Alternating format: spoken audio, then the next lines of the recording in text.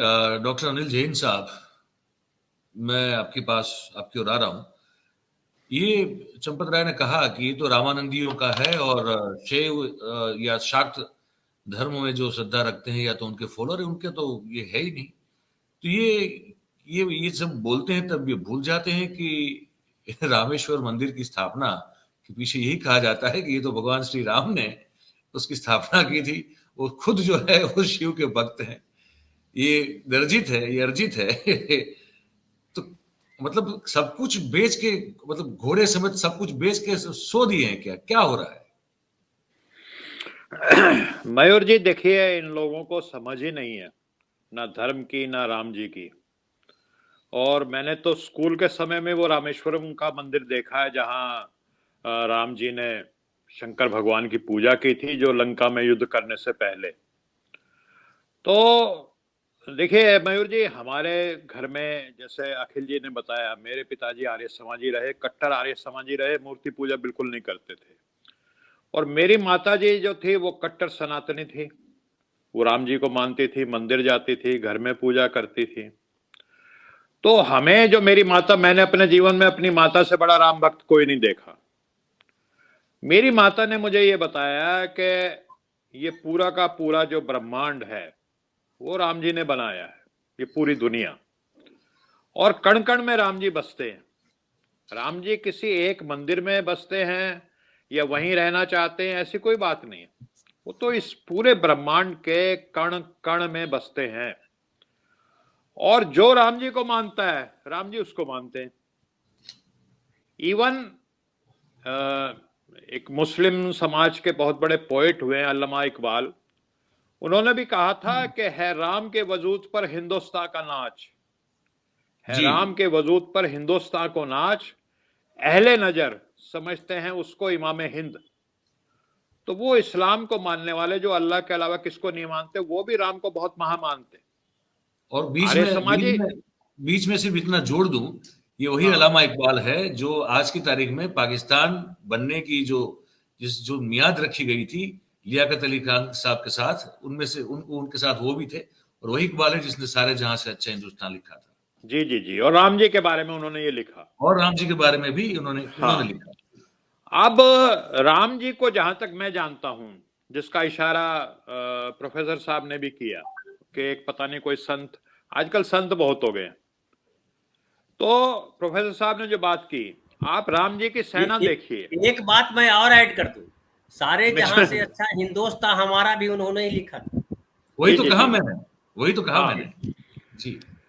तो मैं ये कह रहा था सर कि आज के समय में जब इतने संत हो गए और अपनी अपनी व्याख्या कर रहे हैं, तो राम जी के साथी कौन थे ये देखने की जरूरत है। राम जी अपने घर से जब निकलते हैं तो केवट निषाद राज, जो दलित पिछड़े समुदाय से आते हैं, वो उनकी मदद करते हैं, गंगा या सरयू नदी पार कराते हैं। उसके बाद उनको भूख लगती है तो शबरी के झूठे बेर, शबरी भी तो या तो आदिवासी भील थी या उस समाज से आती थी। और उसके बाद जब उनको परेशानी आती है और इतनी बड़ी ताकत से युद्ध करना पड़ता है, जो लंका थे, सोने की लंका वाले रावण, तो कौन उनकी मदद को आते हैं? उनकी मदद को वानर सेना, हनुमान जी, जो जंगलों में रहने वाले जो वानर, वो उनके रहते हैं। और अब आप ये जो राम ट्रस्ट बना रहे हैं राम मंदिर का, उसमें कितने आदिवासी हैं, उसमें कितने दलित हैं, उसमें कितने पिछड़े हैं, ओबीसी, आप बताएं। वो लोग जो राम मंदिर आंदोलन में सबसे आगे थे, दीदी उमा भारती, बाबूजी कल्याण सिंह जी और विनय कटियार, उनको पता नहीं इसमें निमंत्रण दिया भी गया है। मेरे को तो कोई बता रहा था कि उमा भारती जी को भी निमंत्रण पत्र नहीं है। तो आप कर क्या रहे हैं?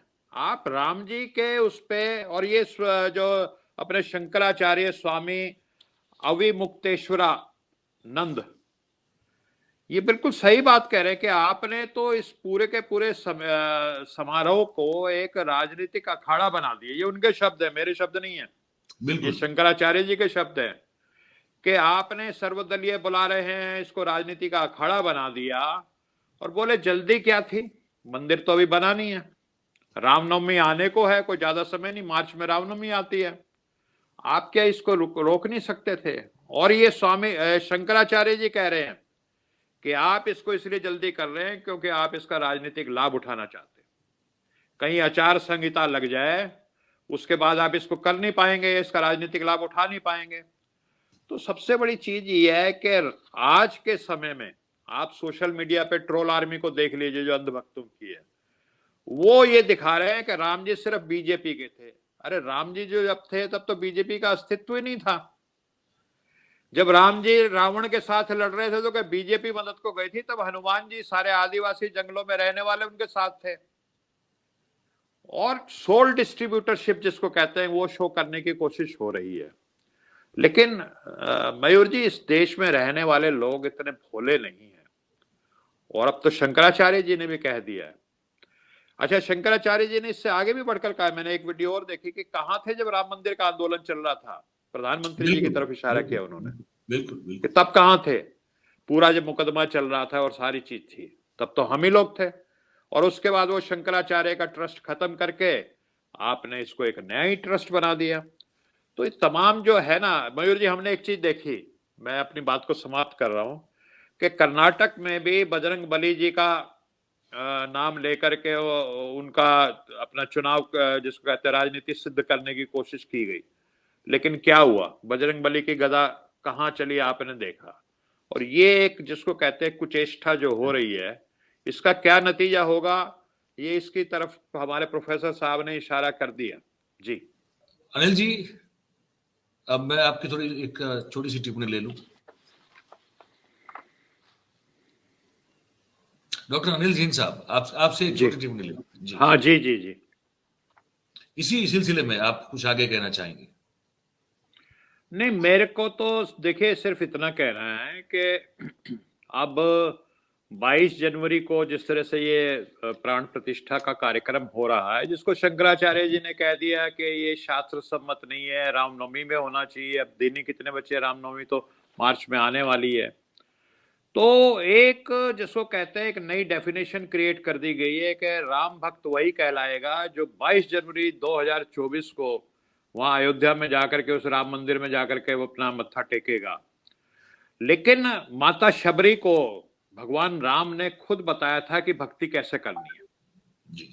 माता शबरी ने पूछा था उनसे कि मेरे को आप बताएं कि आप तक पहुंचने का कौन सा रास्ता है। तो उन्होंने 9 विधि, जिसको 9 विधि कहा जाता है, 9 विधा भक्ति बताई थी, जिसमें सत्संग, कथा सुनना, गुरु सेवा, कीर्तन, जप, भजन और संतों की भक्ति और संतुष्टि और संपूर्ण समर्पण भगवान मर्यादा पुरुषोत्तम भगवान श्री राम जी के प्रति। तो उन्होंने तो कभी नहीं कहा, राम जी ने कहा 22 जनवरी को आओगे 2024 को, तभी आप सच्चे भक्त कहलाओगे। तो मेरा मानना तो यही है कि अगर राम जी तक पहुंचना है तो जो खुद मर्यादा पुरुषोत्तम भगवान श्री राम ने जो 9 विधि बताई हैं जो माता शबरी को, वही एक रास्ता। आप घर में अपने रह करके भी अच्छी सच्ची सेवा और उनके दिखाए हुए मार्ग पे चलते हुए राम जी तक पहुंच सकते हो। कोई राम भक्त होने के लिए ये जरूरी नहीं है कि आप फला दिन फला समय, जब मोदी जी वहां गर्भगृह में हो वहां पहुंचेंगे तभी आप राम भक्त कहलाएंगे। जी।